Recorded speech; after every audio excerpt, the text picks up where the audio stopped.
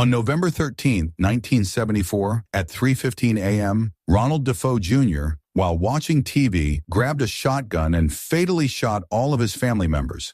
After the killings, he went to the police, reporting the horrific scene he had created in his residence. The officers took him into custody for his own protection initially, but he was soon formally accused of the crime. Ronald defended himself, stating that he was compelled by a voice instructing him to commit the murders. Following a medical evaluation, he was declared mentally unstable and institutionalized. A year later, a married couple, George and Kathy, decided to purchase a country house. Their relationship was fairly recent, and George was still working on building rapport with Kathy's children, who grieved for their deceased father. Kathy found an ad in the newspaper for a house on the avenue, and seeing the low price, convinced George to see the property. The realtor showed them the house, but having noted paranormal activity, was hesitant to mention it. She was afraid to go into the basement and was relieved when George and Kathy decided to buy. George, knowledgeable about construction, was suspicious of the low price and wanted to know the reason for it. The realtor then admitted to a recent mass murder on the premises, but George wasn't frightened, stating that people are killed, not houses. After moving in, the family enjoyed themselves, unpacking and playing with their dog outside. That evening, George felt cold and went to the basement to add wood to the furnace. Hearing unusual sounds, he dismissed them and returned to bed. Later during the night, after they had been intimate, exactly at 3:15 a.m., he saw a vision of a girl with a noose behind his wife. The next day, they continued settling in. At one point, Kathy heard her youngest daughter talking to someone. Going into Chelsea's room, she realized her daughter was seemingly talking to herself. Chelsea denied this, saying she was talking to a girl named Jody, which was the name of Defoe's younger sister who had been murdered in the closet. Moments later, Kathy noticed her daughter was missing. They found Chelsea in an old boathouse, standing at the edge of a boat. Alarmed for her safety, her parents locked up the shed. That night, young Michael woke up to use the bathroom. Scared to go alone, he tried to wake Billy, but his older brother was fast asleep. In the bathroom, he experienced paranormal activity that frightened him. At the same time, George woke up to Harry barking. Looking out, he saw the boathouse door was open, and a balloon floated out of it. Afraid for Chelsea, George ran to the boathouse, diving into the water to make sure she wasn't there. He then saw his youngest daughter, Katie, in the window with another girl next to her. He quickly went to Chelsea's bedroom and found her asleep. Checking the closet and not seeing Jody held by ghostly hands, George went back to sleep. The next morning, they discussed the strange happenings of the night before. George assumed he had opened the boathouse himself, finding the keys in his pocket. Days later, he tried talking to Billy, but his son denied everything. Meanwhile, unusual things continued to occur in the house, and Kathy discovered a note on the refrigerator that read, "Catch them, kill them."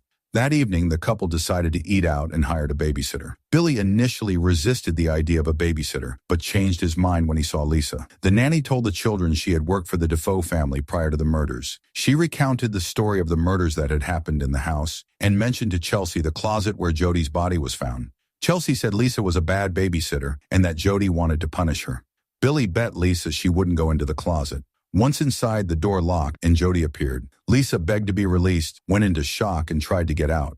Soon an ambulance came and took the babysitter away, muttering Jody's name constantly. The children asked their parents to leave the house, but George refused, as he had used all his savings. In anger, he decided to take over the discipline of the children and vowed to be tougher on them. Soon, George began having nightmarish visions and his health deteriorated. Concerned, Kathy suggested going to the hospital. The doctor found nothing physically wrong and suggested he see a psychiatrist. When George got home, he found a bear cub that had fallen to the ground. Looking up, they saw Chelsea on the roof. George grabbed a ladder while Kathy went to stop Chelsea. She fell, but her mother caught her. Kathy nearly dropped her, but George saved her. Chelsea explained she wanted to see her deceased father, and Jody promised to help her with that. George, shocked, tried to distance himself by moving to the basement. The next morning, he made Billy hold a log while he chopped it. Meanwhile, Kathy found a priest, Father Clue, and told him what was happening. She asked for the house to be blessed to protect them.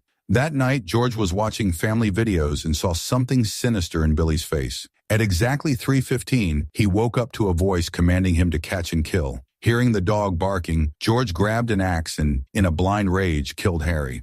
The next morning, the children searched for the dog and asked George if he had seen it. He denied everything despite Billy's suspicion. Soon, a priest came to the house at Katie's request. He spoke privately with Kathy after seeing Chelsea and pointed out the teddy bear she was holding. It turned out to be Jody Defoe's toy, which was buried with her.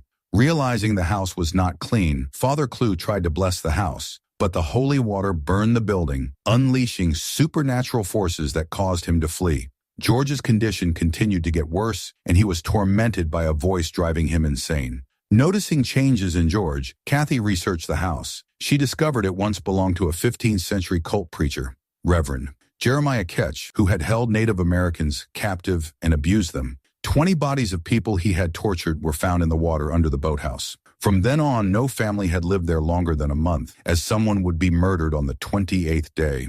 Meanwhile, George continued hearing the voice and went into the cellar. Finding a secret passage, he went through it. On the other side, he encountered the ghosts of the captives and tortured Indians.